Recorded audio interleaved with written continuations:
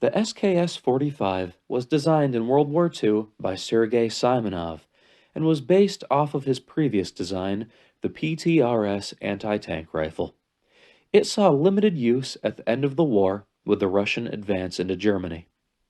The SKS was short-lived as a primary service rifle in Russia and was moved to rear echelon duties with the advent of the AK-47.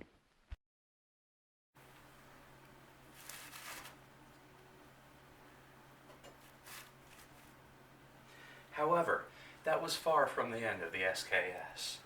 But before I continue on with this story, let's watch a rare, never-before-seen instructional video from the last days of Nazi Germany. Disclaimer: The Shoddy Show does not endorse or support any Nazi ideology. Any historical footage seen with any offensive imagery is used for educational purposes.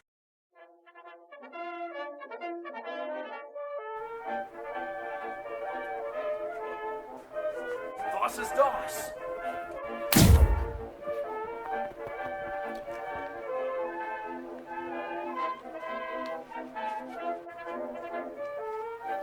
Schau dir dieses Gewehr an.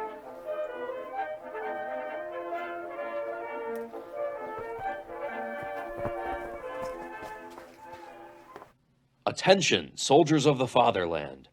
Our glorious Führer requests you watch this mandatory instructional film. Listen closely, as it may save your life. Since we are running low on our own supplies, you may need to utilize captured enemy equipment. This SS soldier has found himself a brand new self-loading carbine of the Simonov system, or SKS-45 for short, developed by our Russian neighbors this year. If you should happen upon an SKS-45, here is a brief operational overview. The SKS is chambered in 7.62 by 3.9. The bolt will lock to the rear of an empty rifle.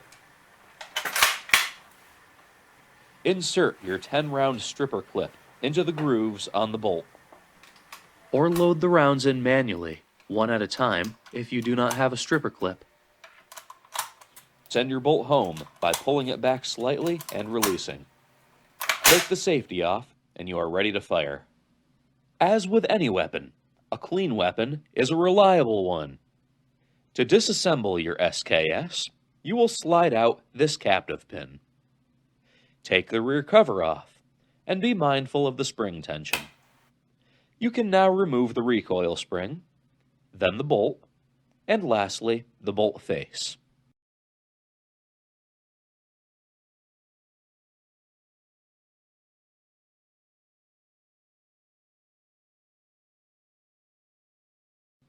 The gas tube is accessed from the swinging lever, but does not need to be cleaned often.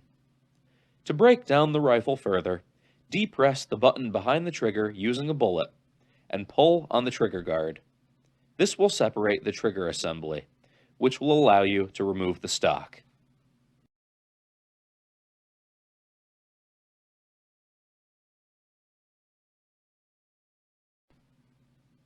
The SKS comes equipped with an attached bayonet. Simply pull it back, swing it up and over the barrel, and snap it in place to utilize this feature. Don't give up hope. We can still win this fight with our Volkssturm and our Wunderwaffen.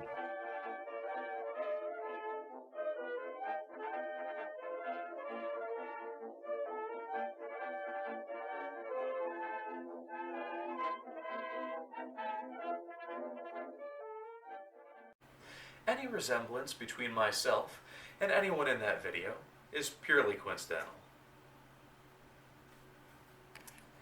Let's go back to the story of the SKS and its second chance at life. Since the SKS was rendered obsolete by the AK-47 for most Soviet service applications, the Russians sold their production tooling and surplus SKS parts to China around 1955, where they renamed it the Type 56 carbine. Russia also released the blueprints to most of the Eastern Bloc countries, who set up their own production lines and manufactured SKS rifles throughout the 1950s and 60s. China, by far, manufactured the most, preferring its more traditional and simple operation to easily arm inexperienced soldiers. The Chinese provided large numbers of these rifles to Vietnam during the 1960s and the 1970s, and even later turned to sell them as sporting rifles in the United States in the 1980s. The Chinese were believed to have produced in excess of 15 million SKSs, as opposed to Russia's production of 2.7 million. It was, and still is, the ninth most produced self-loading rifle in the world. Like und abonniert, du schmutzige Hunds!